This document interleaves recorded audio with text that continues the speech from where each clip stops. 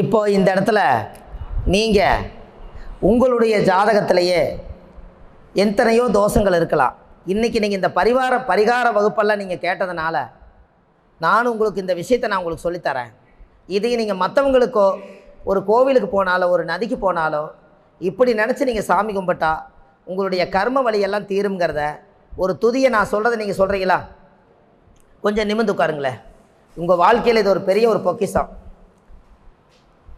இது உங்கள் வாழ்க்கையில் நீங்கள் இன்றைக்கி பரிகாரம் பண்ண போகிறீங்க. இந்த பரிகாரம் முன்னோர்களுக்கு பண்ணுறீங்க. இதையும் உங்களுக்கு நான் சொல்லிக் கொடுக்குறேன். நிகழும் சுபநமஸ்து மங்களகரமான தூய தமிழ் சோபகிருது வருடம் ஆவணி மாதம் 3ஆம் தேதி ஞாயிற்றுக்கிழமை மிருகசீர்ஷ நட்சத்திரம் மிதுன ராசியில் பிரதமை திதியில் எங்களுடைய முன்னோர்கள் செய்த ஊழ்வினை கர்மாதோஷங்கள் எது இருந்தாலும் இன்றோடு நிவர்த்தியாக வேண்டும். என்னுடைய லக்ன தோஷம், என்னுடைய லக்ன நின்ற நட்சத்திர தோஷம் எது இருந்தாலும் இன்றோடு நிவர்த்தியாக வேண்டும். 2ஆம் பாவம் குடும்ப தோஷம், கல்வி தோஷம், வாக்கு தோஷம், பணம் தோஷம் எது இருந்தாலும் இன்றோடு நிவர்த்தியாக வேண்டும். 3ஆம் பாவம் சகோதர வர்க்க தோஷம், தைரிய தோஷம், வீரிய தோஷம் இன்றோடு நிவர்த்தியாக வேண்டும். 4ஆம் பாவம் தாய் வீடு வாகன தோஷம் எது இருந்தாலும் இன்றோடு நிவர்த்தியாக வேண்டும். 5ஆம் பாவம் பூர்வீக சாபம், தாத்தா வழி சாபம், முன்னோர்கள் வழி சாபம் எது இருந்தாலும் இன்றோடு நிவர்த்தியாக வேண்டும். 6ஆம் பாவம் நோய் கடன் வழக்கு தோஷங்கள், நீண்டகால திருமண தடை தோஷங்கள் எது இருந்தாலும் இன்றோடு நிவர்த்தியாக வேண்டும். 7ஆம் பாவம் கலஸ்தர தோஷம், கணவன் மனைவி தோஷம், பார்ட்னர் தோஷம், கூட்டு சம்பந்த தோஷம் இன்றோடு நிவர்த்தியாக வேண்டும். 8ஆம் பாவம் ஆயில் தோஷம், அவமான தோஷங்கள் இன்றோடு நிவர்த்தியாக வேண்டும்.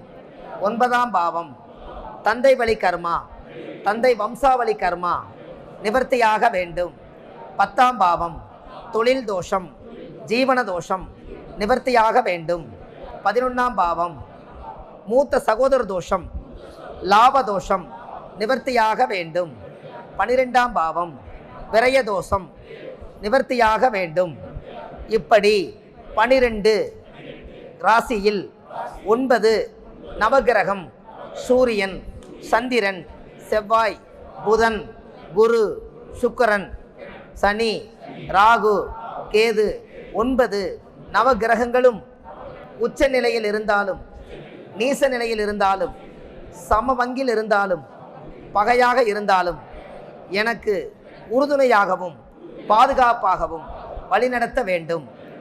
திதி பிரதமை, துதியை, திருதியை, பஞ்சமி, சதுர்த்தி, பஞ்சமி, சஷ்டி, சப்தமி, அஷ்டமி, நவமி, தசமி, ஏகாதசி, துவாதசி, திரையோதசி, சதுர்தசி, அமாவாசை, பௌர்ணமி 15 திதி தோஷங்களும் பஞ்சபூதம் நீர், நெருப்பு, காற்று, பூமி, ஆகாயம் பஞ்சபூத தோஷங்களும் எங்களுக்கு உறுதுணையாகவும் கிழமைகள் ஞாயிறு, திங்கள், செவ்வாய், புதன், வியாழன், வெள்ளி, சனி என்னுடைய வாழ்க்கையிலே எல்லா தோஷங்களும் இன்றோடு நிவர்த்தியாகி இனிமேல் எங்கள் ஜாதகத்தில் பரிசுத்தமாக இருந்து எங்கள் ஜாதக கட்டத்தில் வக்கர தோஷங்கள் அனைத்தும் நீங்கி என் முன்னோர்களெல்லாம்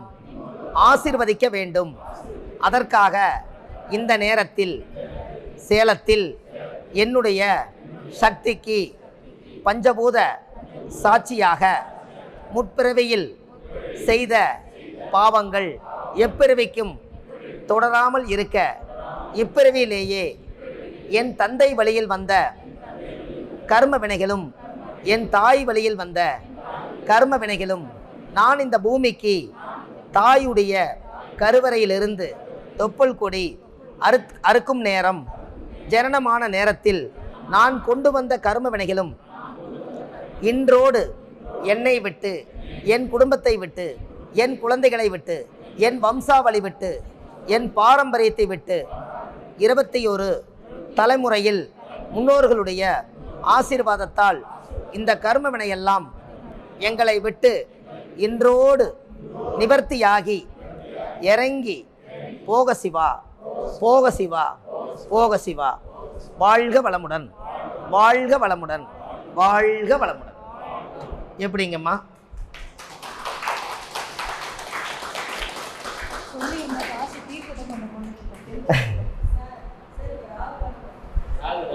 ராகு பாட்டம்பாட்டி முன்னோர்களுக்கு கரெக்டாக வந்து மேட்ச் அமைச்சுங்களா? உங்களுக்கு எல்லா பரிகாரங்களுடைய கிளாஸையும் நம்ம ஐயா மொழித்தில் இது கொடுத்து உங்கள் வாயாரவே இதெல்லாம் சொல்ல வச்சு உங்கள் கர்மாவையும் பிரபஞ்சத்துக்கே அனுப்பிச்சாச்சு. ஏன்னா 32 பிண்டத்தை நீங்கள் எழுதி வச்சிங்க இல்லையா, அவங்களுக்கெல்லாம் நம்ம முன்னோர்களை நினச்சி கும்பிடணுமல்ல, அதுக்காக இந்த பரிகார பாட்டை சொன்னேன்.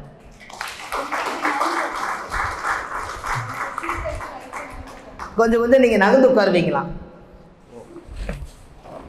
அதாவது அதை சொன்னதுனால அவங்க சொல்கிறாங்க. அப்போது உண்மையாலுமே உங்களுடைய இந்த பரிகாரத்தில் இந்த மாதிரி எல்லாம் முற்பிறவியில் செஞ்ச பாவங்களெல்லாம் நீங்கள் எந்த கோயிலுக்கு போனாலும் ஒரு நதியில் போய் நின்று நீங்கள் நீட்டாக குளிக்கலாம். இது ஒரு கர்மா தோஷம். அப்போ இதெல்லாமே உங்களை விட்டு போயிருச்சு. அப்படிங்கிறதுக்காக இனிமேல் யாருக்கு நீங்கள் ஜாதகம் சொன்னாலும் இந்த முற்பிறவியில் செய்த பாவங்கள் எப்பிறவிக்கு தொடர வேண்டாம்னு நீங்கள் கொடுக்குற மூல மந்திரமாக நீங்கள் கொடுங்க. அது என்னுடைய உத்தரவு, நீங்கள் கொடுக்கலாம். அப்போ அந்த ஜாதகத்தில் இவ்வளவு பரிகாரத்துக்கும் 21 தலைமுறையில் 32 பிண்டத்துக்கும் இப்படி எப்படி கனெக்ட் ஆகுதுன்னு பார்த்தீங்களா? 8 ஜட்டு நீங்கள் திதி கொடுத்த மாதிரி வந்துருச்சுங்களா? அங்கே ஆதியிலிருந்து அந்தம் வரைக்கும் நீங்கள் 32 பிண்டம் கையா வரைக்கும் போய் கொடுக்க வேண்டிய பிண்டத்தை இன்றைக்கி நீங்கள் பரிகாரமாக நீங்கள் எடுத்துக்கிட்டீங்க. இதெல்லாம் உங்களுக்கு ஒரு நல்ல நன்மை தானுங்க ஐயா.